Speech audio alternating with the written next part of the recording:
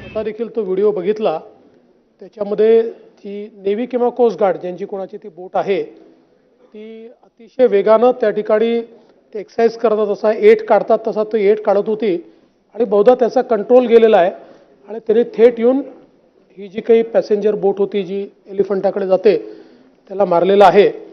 आणि अजून किती मिसिंग आहेत याचा आकडा एक्झॅक्ट लक्षात येत नाहीये, पण अंदाजे आकडा हा 7 ते 8चा आहे।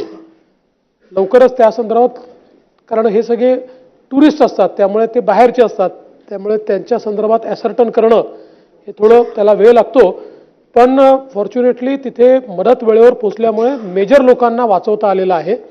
पण काही लोकांचा म्हणजे अजून मृत आपण म्हणणार नाही, पण काही लोक अजून सापडलेले नाहीत, तर त्याचा आकडा ॲसर्टन करून आणि निश्चितपणे म्हणजे जखमी असतील किंवा दुर्दैवाने जर कोणी मृतप्राय झाला तर जी काही योग्य मदत केली पाहिजे ती आपण पूर्णपणे करू।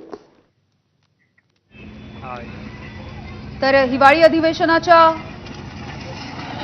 अधिवेशनामध्ये मुख्यमंत्र्यांनी या संदर्भामध्ये प्रतिक्रिया दिलेली आहे। नेव्हीच्या बोटीने प्रवासी बोटीला धडक दिली आणि स्पीड बोटीवरचा ताबा सुटला आणि त्यानंतर हा अपघात झाल्याचं त्यांनी म्हटलंय। जे कोणी जखमी असतील आणि जे कोणी दुर्दैवाने मृत्युमुखी पडलेले असतील त्या सगळ्यांची दखल घेतली जाईल, त्यांना लवकरात लवकर मदत दिली जाईल असंही मुख्यमंत्र्यांनी सांगितलंय। तर मुंबईच्या समुद्रामध्ये झालेला हा बोटीचा भयंकर अपघात आपण बघतोय। रेस्क्यू ऑपरेशन आता पूर्ण झाल्याची प्राथमिक माहिती समोर येते आहे। 80 प्रवासी या नीलकमल नावाच्या बोटीमधून प्रवास करत होते आणि या 80 प्रवाशांपैकी 77 प्रवाशांना वाचवण्यामध्ये यश आलेलं आहे। त्यामुळे रेस्क्यू ऑपरेशन हे सध्या थांबवण्यात आल्याची सुद्धा माहिती मिळते। आतापर्यंत 3 जणांचा या दुर्घटनेमध्ये मृत्यू झालेला आहे। गेटवे ऑफ इंडियाहून एलिफंटाकडे जाणारी ही बोट होती।